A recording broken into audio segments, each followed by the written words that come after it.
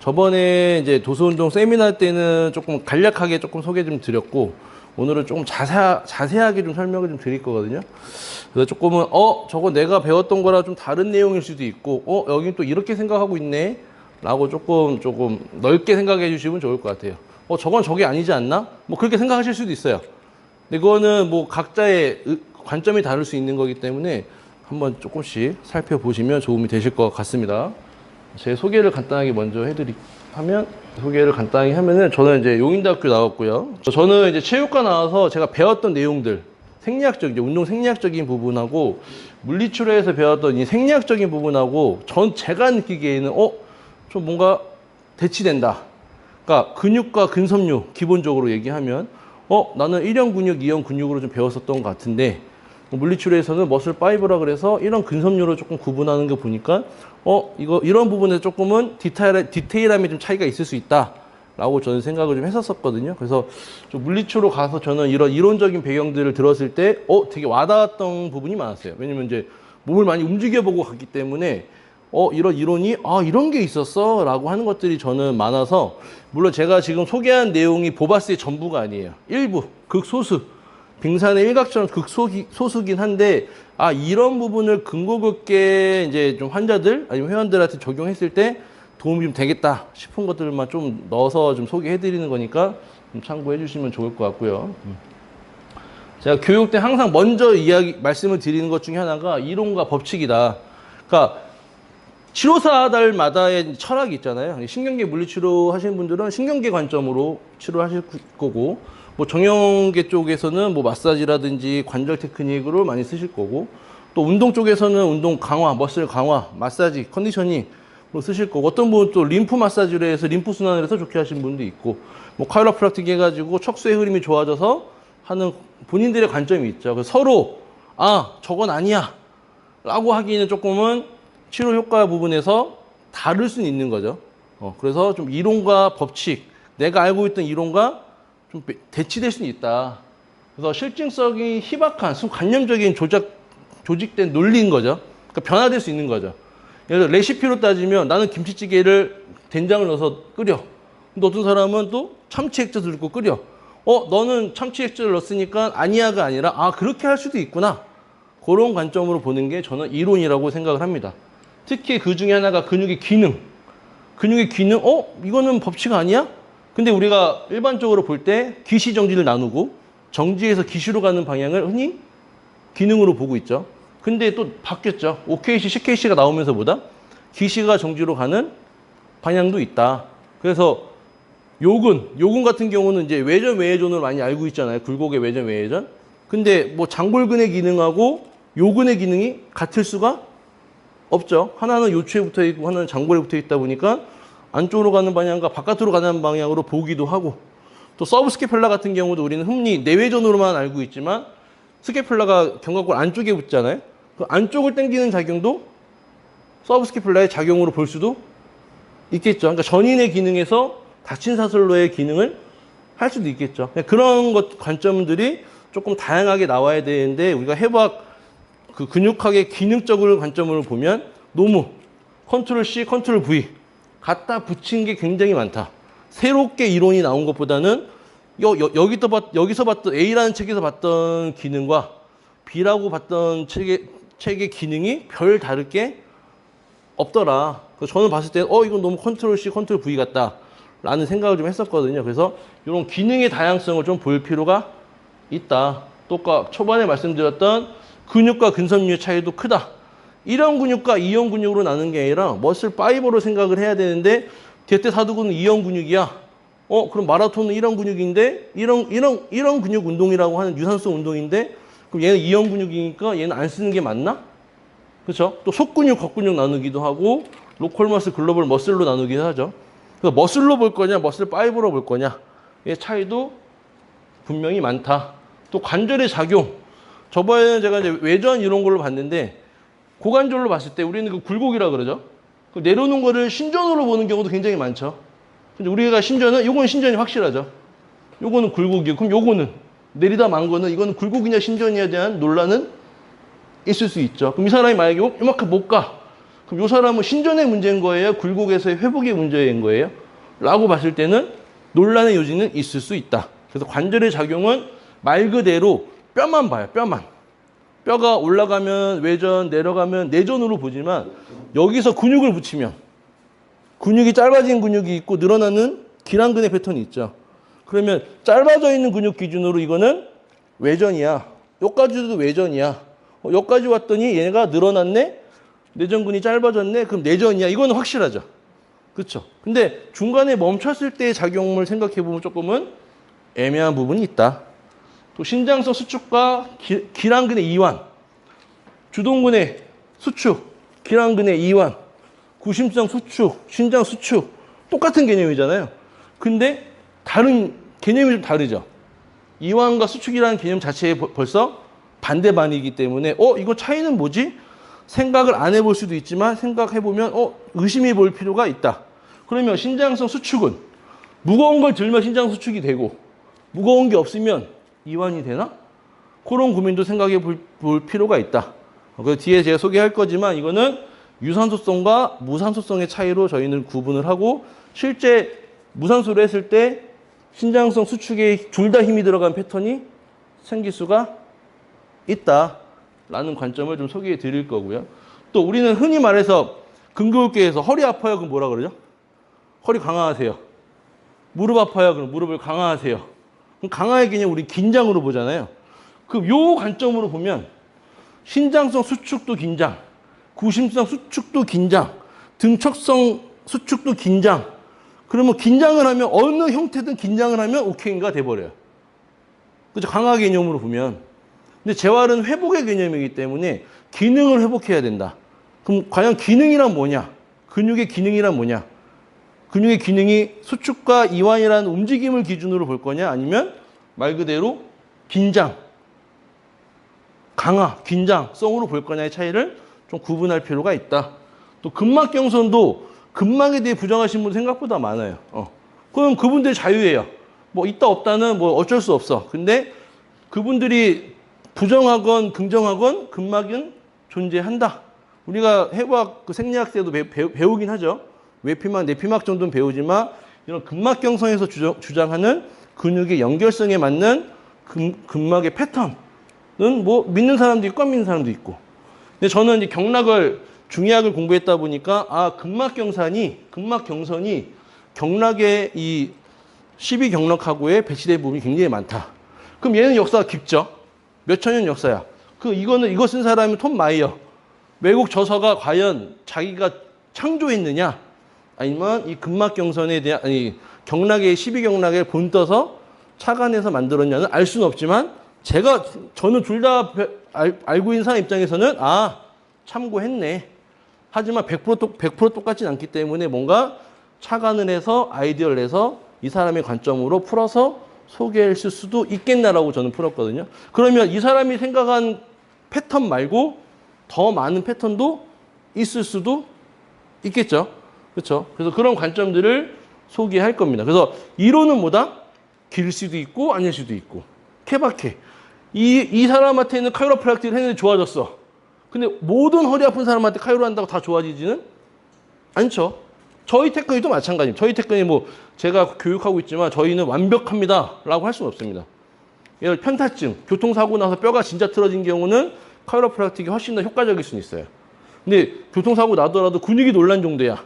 그러면 그 정도는 훨씬 저희 테크닉이 좋아질 수는 있고 팔이 빠진 거를 저희가 해드릴 수는 없고 그런 것처럼 구분할 필요가 있다. 적응증이 있고 금기증이 있는 것처럼 저희 테크닉으로 좋아지게 할 수도 있지만 못 좋아지게 할 수도 있다. 그게 이제 의사 선생님들이 말하는 진단의 관점도 마찬가지인 거죠. 디스크다. 저는 이제 병원에 나왔기 때문에 밖에서 병원을 봤을 때는 사실 의사 선생님들도 사람이잖아요. 오진할 수도 있고 정확할 수도 있고. 근데 허리 아프다 그러면 대부분 디스크. 나이 드신 분이 무릎 아파서 가면 대부분 퇴행성. 강화해라. 아파 죽겠는데 왜 강화하지? 그럼 이런 관점 보면 이거예요. 걷기도 힘들어. 근데 무거운 가방을 메면 좋아지나요? 저는 그런 걸 강화의 관점으로 부정적으로 보거든요. 아니 걷지 못하는 사람을 잘 걷게 한 다음에 무거운 배낭을 매야 강해지는 건데 중간이 없다. 점핑이 됐다.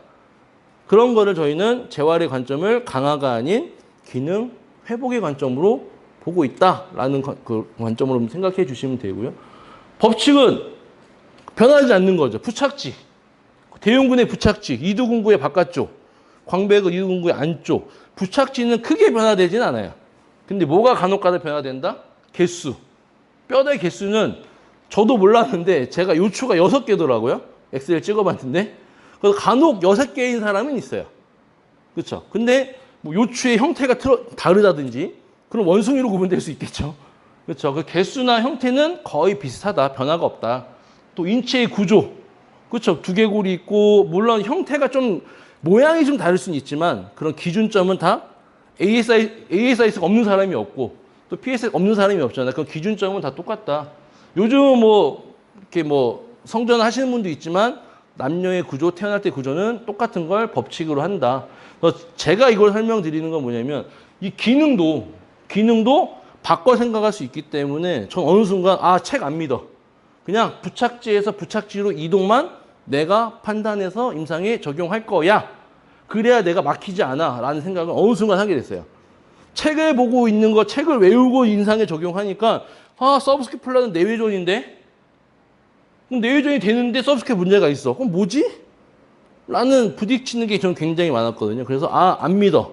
OKC, CKC 요것만 보고 너가 A가 B로 왔으면 B도 A로 갈 수 있는 형태만 기억을 하고 그걸 따라서 좀 다르게 생각하자라는 관점으로 풀기 시작했거든요. 그래서 이론은 이론으로 생각을 해야 되고 변하지 않는 거는 변하지 않는 걸로 인정하면서 구분할 필요는 있다라고 생각해서 이제 말씀을 드린 거고요. 그 다음은 관점이죠. 관점은 아까도 말씀드렸지만 재활을 마사지로 푸시는 분들은요 모든 걸 마사지로 해결해요. 루마티스도 마사지로 풀어버리고 파킨슨도 마사지로 풀어버리고 또 뼈 교정하시는 분 다 뼈를 틀어요. 우두둑 소리 나는 게 뼈의 교정 같지만 사실은 그게 저는 교정이 아니라고 봐요. 소리 난다고 뼈가 교정된 건 아닐 수 있다. 근데 그분들은 또 그게 교정됐다라고 믿으실 수도 있고 그건 관점의 차이인 거죠. 근데 저는 근육을 뭉쳐있으면 푸는 게 아니라 움직이려고 그래요. 제 테크닉으로. 촉진을 해서 그 근육을 움직여서 풀려고 하는 게 제 관점. 마사지 하신 분들은 걔를 문질러서 풀려고 하는 관점. 또 트레이너들이나 또 운동하시는 분들은 걔를 강화해서 좋아지게 하려는 관점. 관점이 다를 뿐이지 서로 틀리다라고 볼 수는 없다. 또 같은 위치에 다른 것을 보는 거. 저 아까 말한 것처럼 그냥 누구나 그냥 생각 안 할 수 있어요. 신장 수축이나 기랑근 이완이랑 뭐 차이가 있어? 똑같지 않아? 생각할 수 있지만 저는 다르게 본 거예요. 왜? 내가 운동을 시켜봤더니 수축을 했다가 얘가 이완이 돼야 되는데 자꾸 힘을 주고 펴. 이거 신장 수축으로 맞잖아요. 그렇죠? 근데 나는 이거를 릴렉스 시켜야 돼. 릴렉스가 안 돼. 근데 이론상으로는 정상이야. 그럼 이걸 정상으로 봐야 되는지 정상이 아닌 걸로 봐야 되는 데한 딜레마가 있었던 터라 그거를 좀 구분할 필요가 있다라고 저는 생각을 했던 거고 또 망치를 들면 모든 것이 못으로 보여. 푸는데 자신 있으면 뭐든지 다 풀라 그래요. 늘어나도 풀라 그래. 그런 거 생각 안 해보셨어요? 제 영상 보신 분은 알겠지만 기립근 늘어나 있어. 늘어나는데 왜 풀어요? 그렇죠? 왜 긴장돼 있으니까. 왜 신장서 수축이 돼 있으니까 늘어나서 수축이 된 거니까 풀어. 왜 풀죠? 늘어났으면 모아야 되지 않을까요? 그렇죠? 90도 수축을 해야 되는데 마사지로 풀어. 모든 걸 풀려고 하는 게 마사지의 관점이다.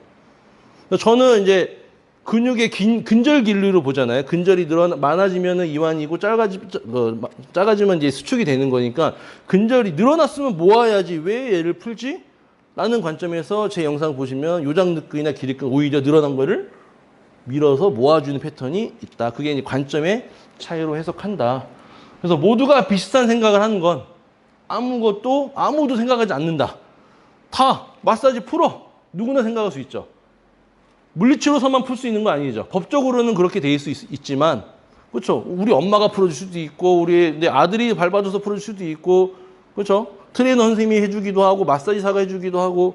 근데 모두가 근육 뭉친 거 풀어야 됩니다라고 하는 거 누구나 같은 생각을 하고 있지만 그걸 다르게 생각할 수 있는 거는 분명 존재할 수 있다. 특히 저희가 말하는 거는 근육의 수익근이라고 하는 거는 수축과 이완을 컨트롤하면 수축을 컨트롤할 수 있으면 이완도 컨트롤할 수 있어야 된다. 근데 어떤 책에는 확실히 나와요. 이완을 컨트롤할 수 없다. 많이 보셨을 거, 들을 수도 있고 보셨을 수도 있어요. 이완을 컨트롤할 수, 수의적으로 컨트롤할 수 없다. 그럼 그게 맞다 그러면 골격근은 수의근이 아니어야 된다는 게 제 입장이에요. 아니, 수축과 이완을 컨트롤 못하면 그게 수의근이야? 불수의근이거나 반수의근이거나. 그렇죠? 그래서 저희는 수축과 이완을 컨트롤할 수 있기 때문에 수축과 이완의 움직임을 조절하는 것이 저희 테크닉의 핵심이다 라고 보고 있습니다. 이거는 관점은 제가 이거 설명이 좀 길어가지고 간단하게만 소개해드리고 다 이론이 끝난 다음에 한 번씩 짚어드리는 걸로 할게요. 근육과 근막을 구분할 필요가 있다. 근섬유의 수축과 이완의 기능과 근막의 긴장, 장력 이거를 신경학적 이론으로 따지면 머슬 스핀달과 GTO의 개념으로도 저는 생각을 해요. GTO가 장력 조절하고 머슬 스핀달이 근육의 길이와 속도를 조절하잖아요. 근데 근막은 어디 들어있다? 힘줄에. 그렇죠? 힘줄에서부터 연결이 되죠. 골막, 건막, 근막, 장막으로, 장기의 막으로. 그래서 장력을 조절하는 기능은 그런 기준으로 좀 구분할 수 있다. 또 밸런스를 맞춰야 된다. 균형을 맞춰야 된다. 그럼 소형근이 짧아졌어. 소형근을 늘리고 뒤를 강화시키는 개념이 아니라 소형근이 왜 짧아졌는지를 생각해 보는 게 저희가 보는 관점이다. 또 열린 사슬과 OKC와 CKC. 기시정지보다는 기시정지가 사실 이거는 저는 공부할 때도 굉장히 어렵다고 생각했어요. 어떤 거는 이건 기시고 이건 정지 기시가 좀 애매해. 근데 부착지는 변화가 없죠. A나 B나 똑같으니까. 그래서 A, B나 어차피 똑같이 움직이는 거기 때문에 기시정지란 말은 요즘은 많이 안 쓰는 걸로 알고 있기도 하고 요즘에 최근 책들 보면 부착지로 많이 나오거든요. 서술형으로. 그래서 기시정지보다는 부착지로 인식을 해라. 뭉친 걸 풀고 약한 걸 강화시키는 것이 아니라 문제되는 근육을 파악한다. 승모근이 뭉쳤다. 승모근 프로가 아니라 승모근이 뭉친 원인을 생각해 보면 견갑골의 상방회전이 문제면은 이 견갑골 상방회전 된 거를 원인을 해결해야죠. 그렇게 보는 게 저희의 관점이다. 또 편의동원과 신장성 약화, 즉 짧아진 게 문제가 아니라 늘어나 있는 근육의 문제. 그래서 만약에 양쪽에 있는 근육 있죠. 척추 기립근. 예를 들어 왼쪽 로테이션, 트렁크 로테이션 했어. 그 왼쪽 기립근은 짧아져 있고 오른쪽은 늘어나 있어. 근데 짧아져 있는 게 문제여서 풀 수도 있지만 늘어나 있는 근육이 약해져서 틀어질 수도 있죠. 그럼 짧아진 근육을 움직이는 게 편할까요? 마사지로 푸는 게 편할까요? 움직이는 게 더 빠르죠. 푸는 거 언제 풀어? 그 근섬유, 머리카락보다 작은 그 섬유들을 일일이 다 풀 수는 없다. 하지만 움직이는 거는 이 근육의 기능성이기 때문에 훨씬 더 수월하게 움직일 수 있다. 그렇게 볼 수 있고요. 또 저희는 회복 관점이기에 이런 근섬유를 회복한다. 그러니까 동원 순서라고도 볼 수 있죠. 그러니까 약한 힘은 약한 힘으로 써야 되는데, 그러니까 보통 재활은 빈몸으로 재활하잖아요. 근데 억지로 이렇게 썼어. 힘을 억지로 쓰고 있는데 어떤 사람은 힘이 약하네요라고 표현하기도 하고, 저는 너무 강하게 쓰는데 동원 순서가 깨졌는데 이런 근섬유로 작은 운 단위로 움직여야 되는데 이 사람은 너무 큰 근 단위로 쓰고 있는데 안정성이 떨어지는데 라고 보기 때문에 동원 순서의 회복, 이런 근섬유의 움직임 회복으로 보고 있다. 수동불충분과 능동불충분에 대한 문제. 예를 들어서 저는 손목, 손가락이 약하신 분들을 그 이두근으로 많이 해결하기도 하거든요. 왜냐? 이두근은 엘보 플렉션의 주동근이죠. 근데 리스트 플렉션하고 천지굴근, 손가락 움직 근육도 엘보 플렉션의 보조 기능을 해줘요. 근데 이두근이 약해. 이두근이 약하다는 뜻은 여성분들 팔꿈치를 접으면 이두근이 원래 수축이 돼야 되잖아요. 수축이 안 되는 사람이 있죠. 움직임이 없는 사람이 있죠. 그럼 엘보 플렉션 됐잖아요. 그럼 어딘가가 과긴장이 돼서 됐다. 그게 만약에 손목하고 손가락이 주동근 대신해서 주동근처럼 썼다면 얘는 팔꿈치 접을 때마다 얘네가 보상으로 쓰고 있다면 얘는 힘이 과긴장이 된 거예요. 그 과긴장된 거를 이두근의 문제로 해결하기도 한다. 그게 이제 수동불충분이라고 정확히 말할 수는 없지만 그런 관점으로 수동불충분과 능동불충분을 좀 해결하고 그런 과긴장성을 풀고 있다. 또 구획화의 문제. 하나는 예를 들어 봉공 같은 경우도 보면 고관절 플렉션을 보면 양반다리를 하잖아요. 그러면 골반의 움직임이 픽스됐다고 볼 수 있지만 고관절을 플렉션 할 때는 골반 자체가 포스테리어 돼야 되죠. 후방으로 돌아야 돼요. 그렇죠? 그러면 한쪽은 늘어나고 한쪽은 구심성 수축. 또 한쪽 내리면은 내리면서 원래 원시 돌아가기 때문에 하나는 원심성, 하나는 구심성으로 돌아가는 개념이 구획하다. 근데 구획하가 깨져버리면 양반다리 오래 했어. 이게 잘 안 펴져. 난 다리를 내려놔야 돼. 근데 하부 섬유에서는 안 늘어나. 그럼 어떻게 돼요? 상부 섬유에서 잡아 당겨버려. 그럼 그거 자체가 골반의 전방경사의 원인이 되기도 한다. 그래서 추동불충분과 구획하의 문제도 관점으로 풀 수 있다. 또 과긴장된 근육의 원인 분석이 쭉 나와 있어요. 그렇죠? 기능의 3차원적인 관점, 주동기랑 협력근의 패턴, 또 같은 부착지의 근육들, 아까 말씀드린 오해돌기, 오해돌기에 붙어있는 소흉근, 이두근, 오해왕근의 기능이 하나라도 약해졌을 때 과긴장되는 패턴으로 볼 수도 있고, 서로 연결된 근육들의 관계, 승모근하고 델토이드하고 붙어있죠? 그렇죠? 또 대퇴 이두근 장도하고 비골근의 관계, 그런 것처럼 근막경선 패턴에 따라서 근육의 연결성으로 볼 수도 있다. 또 3차원적인 움직임 기랑, 기립근과 복사근도 로테이션 할 때 이제 기랑 관계가 되죠. 그다음 대유근과 하부승모근. 팔을 올렸어. 그럼 하부승모근이 견갑골을 하강시키겠죠. 그럼 반대로 허리를 펴기 때문에 요추에 익스텐션이 만들어지기 때문에 대유근은 늘어나는 관계가 되겠죠. 그럼 짧아지고 늘어나기 때문에 이거는 우리가 일반적으로 아는 기랑 패턴은 아니지만 3차원적으로 기랑 패턴 존재하는구나.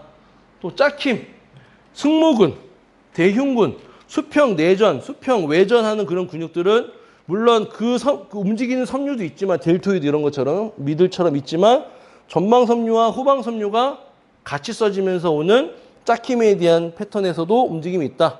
근데 외전을 했어. 외전을 했는데 자꾸 앞으로 쏠려. 어떻게 볼 수 있을까요?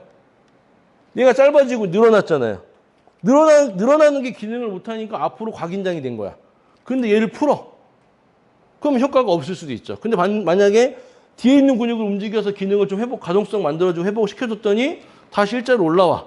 그러면 짝힘이 존재하기 때문에 똑같이 올라오는 패턴이 된다. 그게 요근에서도 마찬가지죠.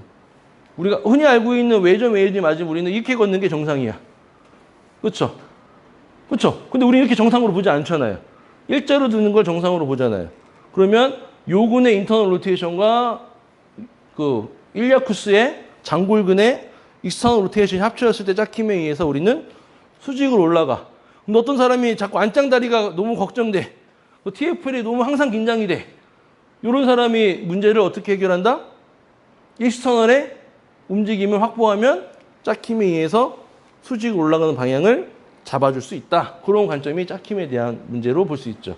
또 방치형 근육은 하나의 점에서 뻗쳐나가는 걸 얘기해요. 뭐 정거근처럼 아니면은 승모근, 하부 섬유처럼 하나의 섬유에서 5번부터 12번까지 쭉쭉쭉 뻗어나가잖아요. 그런 섬유에 있어서 상부 섬유가 약한 거를 하부 섬유로 풀 수도 있고 하부 섬유가 과긴장된 거를 상부 섬유의 움직임으로 풀 수도 있다. 또 안정성과 가동성, 고정성의 차이. 그러니까 저는 운동을 했던 사람으로서 봤을 때 나는 저렇게 안 배웠는데 요즘은 막 원RM 이러면서 너무 안정성을 고정성이랑 혼돈해서 쓰고 있는 것 같다. 그래서 이 차이를 좀 뒤에 설명을 좀 드릴 거고요. 또 호흡 방식도 복식 호흡이라고 해서 복뿐만 왔다 갔다 하는 호흡을 굉장히 많이 쓰고 있다. 실제 유명한 물리치료 트레이너도 복식 호흡 쓰는 법을 굉장히 많이 강조를 하거든요. 근데 복식 호흡은 이형 근육, 강제 호흡일 때는 쓸 수도 있다. 하지만 우리가 안정식 호흡일 때는 복식 호흡으로 하진 않는다. 그럼 우리가 생리학에서 배우는 폐호흡하고 복식 호흡하고 배치되는 부분이 있을 수가 있겠죠. 폐호흡을 하려면 늑골이 어떻게 되죠? 늘어나야 돼. 근데 복식 호흡 자체는 늑골을 잡아놓고 배만 내밀라 하는 패턴도 뭔가 안 맞을 수 있다. 그런 문제도 제가 횡격막의 기능을 소개하면서 설명을 드릴 거고요. 또 유산소성과 유무산소성과 무산소성. 그러니까 1형 근육과 2형 근섬유 두 가지만으로 육상 경기를 설명할 수 있을까요? 육상 경기를 설명할 수 있을까요?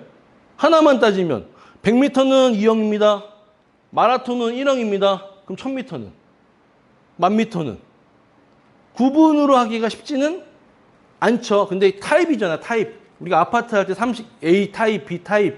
그러니까 호흡을 하면서 하는 대부분의 운동은 다 유산성 운동인데, 100m만 호흡을 안 하고 뛰어. 그래서 너는 이형 근육이라고 구분을 할 거야.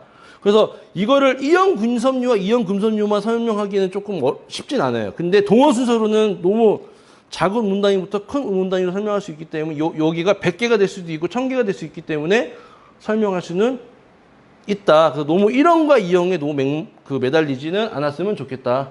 그래서 유산소성과 유무산소성, 무산소성에 대한 움직임의 패턴. 무산소일 때 어떤 느낌? 유무산소일 때 패턴. 유산소의 패턴. 예를 들어 공 던지기 한다 생각해 볼게요. 공 던지기. 가볍게 캐치볼 할 때는 가볍게 던지겠죠? 근데 난 투수야. 좀 빨리 던져야 돼. 근데 무산소로 이렇게 던지면 파워가 셀까요? 무산소로 던지면? 뒤로 던질 때도 신장성 수축. 그렇죠? 외회전근의 수축. 앞으로 가는 내외전의 수축. 이 패턴 나오면 절대 파워가 셀 수가 없다. 파워가 셀려면 어떻게 되죠? 가동성이 길어야죠. 대흉근을 최대한 늘렸다가 최대한 수축성으로 던졌을 때 파워가 세지는 거지. 뒤에가 수축하고 앞에가 수축한다고 해서 절대 파워가 센 건 아니다. 그게 유산소성과 무산소성의 호흡과 움직임의 패턴을 구분해서 설명을 좀 드릴 겁니다. 또 관절 가동성과 근가동성이 있어요. 근가동성은 제가 만든 말이에요. 제가 만든 말. 그러니까 하나의 골격근은 기랑근으로서의 기능과 주동근으로서의 기능이 있죠. 그걸 합쳤을 때 저희는 근가동성이 좋다. 그거를 유연성이 좋다. 그렇죠. 가동성이 좋다라고 표현하지만 근육을 기준으로. 예를 들어서 관절 가동성은요. 그러니까 PROM이라 그러죠. 패시브 ROM으로 했을 때도 좋으면 좋다라고 해요. 근데 패시브 ROM을 했는데 좋아. 그 사람이 직접 움직일 때 못 움직여. 그럼 AROM이 잘못된 거죠. 그럼 왜 그런다? 근가동성의 문제가 있는 거죠. 얘는 주동근으로서 수축 범위는 안 나오는데 기랑근으로서 이완 범위 너무 잘 나와. 그럼 이 문제는 뭐예요? 주동근으로서의 수축성의 문제를 회복하는 게 중요하다라고 보는 입장인 거고요. 스트레칭 할 때 우리는 보통 땡기게 하죠. 어우 시원해요. 시원하시죠? 이러고 막 찢죠. 근데 시원한 게 정상이냐? 시원하지 않는 게 정상이냐? 우리가 움직일 때 팔, 다리 움직일 때 다 땡기면서 늘리고 모으지 않잖아요. 긴장되는 것 자체는 저희는 부정적으로 보는 거예요. 요 정도는 안 땡기는데 여기서는 땡겨. 그럼 땡기는 게 비정상이에요? 안 땡기는 게 비정상이에요? 그쵸. 저희는 땡기는 게 비정상으로 보는 거예요. 제한점이구나. 고무줄을 땡길 때도 잘 늘어날 때가 있는데 최대한 땡겼더니 팽팽해져. 그 팽팽한 게 뭐예요? 더 이상 늘어나면 끊어질 것 같아 라는 제한점으로 우리는 생각을 해야 되는데 그걸 마치 우리는 신장만사를 이용해서 그거를 더 긴장성을 주는 잘못된 패턴일 수도 있겠다. 그래서 그 패턴에 대해서 설명을 드릴 거고요. 또 재활의 단계, 아까 설명드렸듯이 약화에서 스트롱, 위크에서 스트롱으로 가는 게 아니라 회복, 노멀의 관점이 존재한다.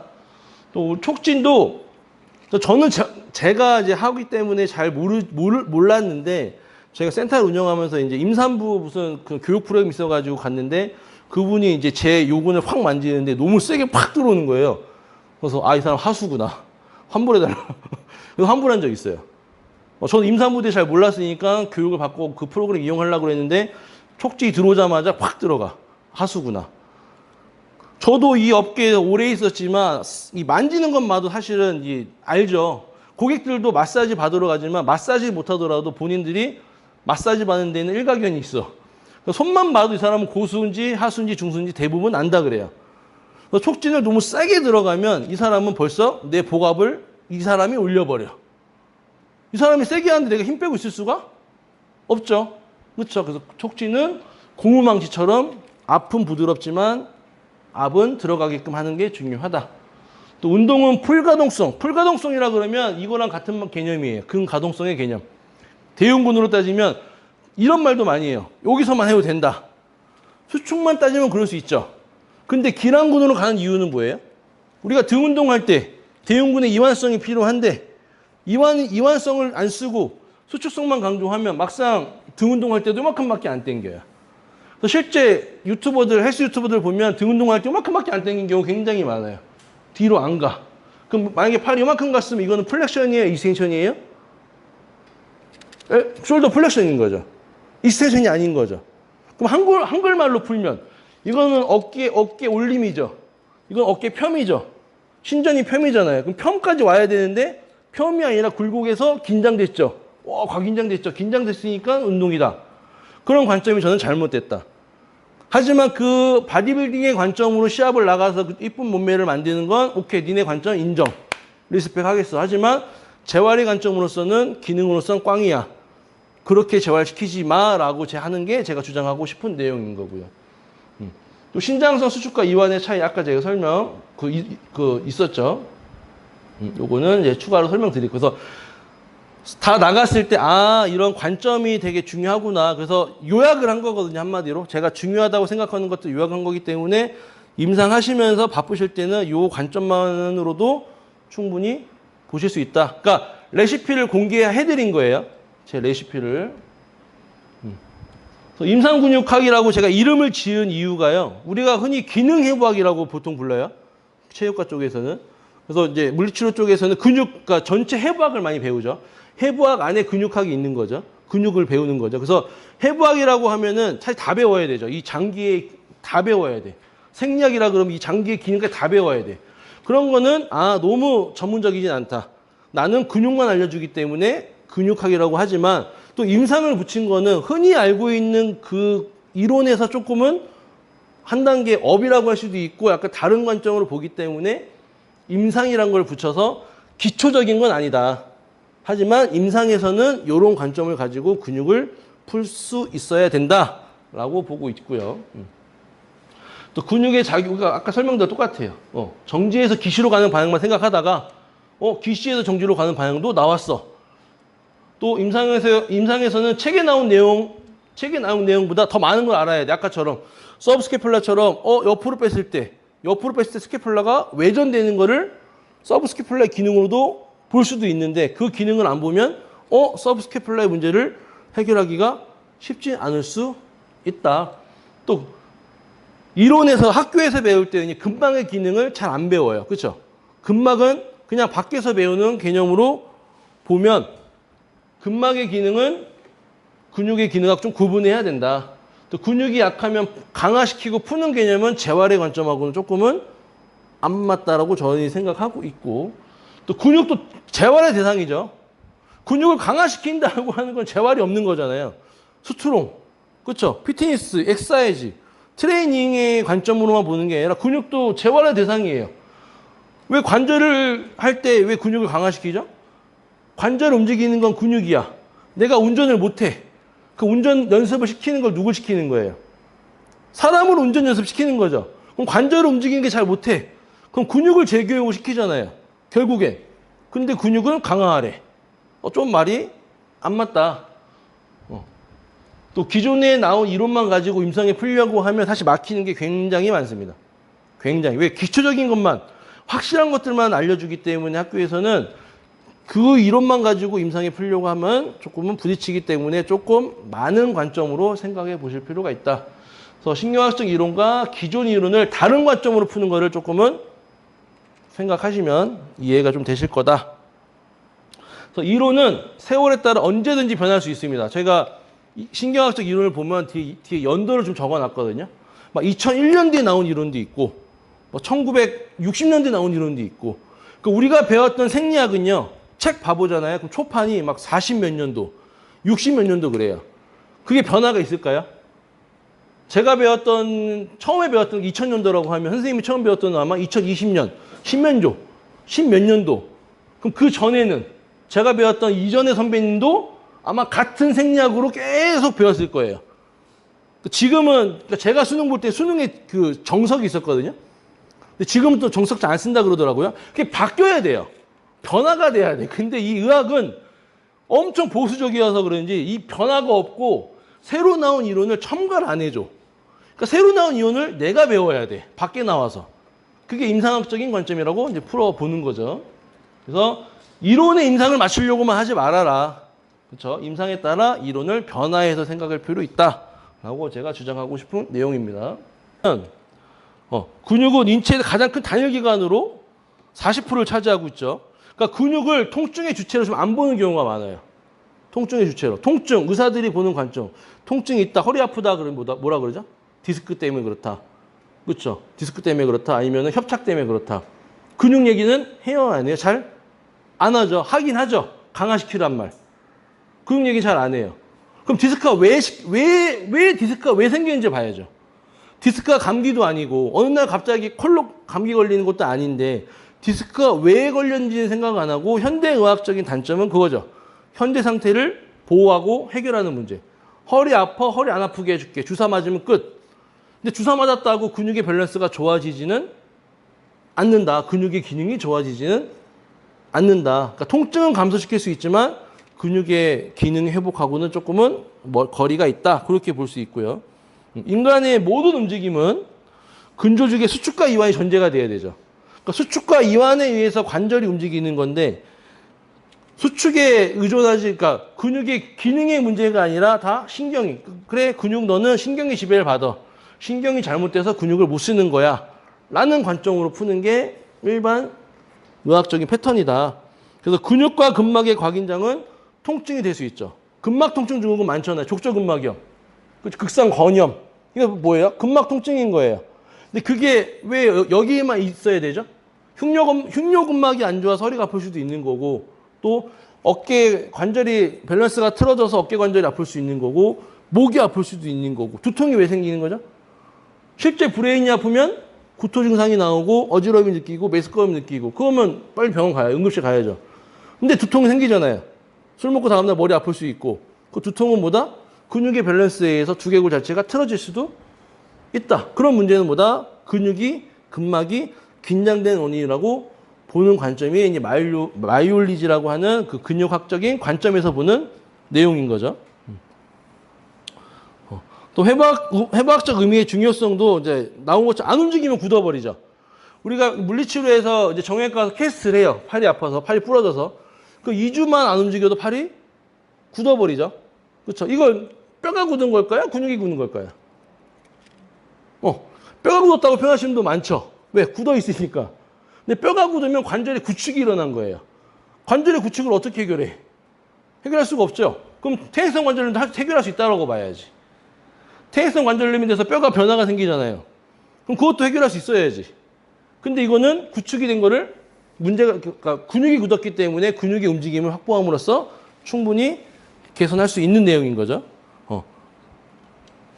그래서 이런 내용들이 내가 안 쓰고 못 쓰는 근육들이 중추신경계에 올라가서 넌 안 써도 되겠다. 쓰는 애만 계속 쓸게. 그러면 쓰는 애는 계속 쓰니까 가활성화되고 안 쓰는 애는 계속 안 쓰기 때문에 점점 안 쓰게 돼. 그게 이제 10년, 20년 점점 중년 노화로 가다 보면 안 쓰는 근육과 못 쓰는 근육이 정확해지고 쓰는 근육만 계속 쓰다 보니까 쓰는 근육에 의해서 과긴장성이 나와. 그럼 과긴장성의 문제인가요? 못 쓰는 근육의 문제인가요?로 보면 저희는 후자로 보는 거죠. 아, 당신은 다른 애들이 못 썼기 때문에 그 근육이 더 아픈 거예요 라고 말하는 관점이 저희가 보는 일반적인 관점이에요. 저희가 보는 일반적인 관점. 또 책이 있습니다. 개별 근육의 형태와 신경 분포 및 작용을 이해하고, 그렇죠, 연관되어 발생할 수 있는 증상. 그러니까 아까 말씀드린 것처럼 이두근이 아파. 그럼 이두근이 왜 아플까를 생각은 연관되어 있는 그런 발생할 수 있는 증상을 조금 봐야 되고요. 인체 기관과의 연관성. 그러니까 이거는 저는 좀 임상을 오래 하면서 느꼈던 건 뭐냐면, 그러니까 제가 했던 회원이 생리통이 심한지 몰랐어요. 그 심한 게 어느 정도냐면 응급실 갈 정도까지 심했대요. 전 몰랐어요. 그냥 골반이 뻣뻣해서 골반 움직여드리고 그 요추의 움직임 잘 만들어 드리고 나중에 이제 좋아지고 나서 말씀하셨는데 선생님 때문에 요즘 응급실 안 가요. 왜 응급실을 가셨어요? 생리통 너무 심한 거예요. 근데 골반의 움직임만 잘 활성화시키고 복부의 움직임만 활성화시켜 들었는데 생리통이 좋아진 케이스도 있더라. 즉 복부의 움직임이 약하면, 복부에 뭐가 있죠? 복강이죠. 복강에는 소화계통이 있잖아요. 소화가 안 될 수 있는 확률도 존재할 수 있다는 거예요. 그게 경락으로 바라보는 인체의 시선인 거예요. 예를 들어 어떻게 침 하나로 위를 고쳐? 아니 다리에 위경락이 여기 족삼이라는 여기 하나 맞는다고 위가 좋아진다고? 그렇죠. 안 배우신 분들은 상상할 수 없는 의심을 갈 수도 있지만 그 학문을 배워본 사람들은 그럴 수도 있다. 그렇죠. 아닐 수도 있고 그럴 수도 있다. 그러면 만약에 위가 안 좋아서 다리가 안 좋을 수도 있을 수도 있거든요. 위가 안 좋으면. 왜? 경락이 티비아 안텔리스를 지나가고 대퇴 직근을 지나가네. 그걸 경근이라고 하거든요. 그럼 경락이 안 좋아서 흐름에 혈액순환의 문제 때문에 무릎이 아프고 앵클이 아플 수도 있다는 관점으로도 볼 수 있다. 그게 보다 인체 연관과의 연관성을 보는 게 저희가 보는 관점이고요. 잠깐만요. 한번 다시 껐다 킬게요. 이거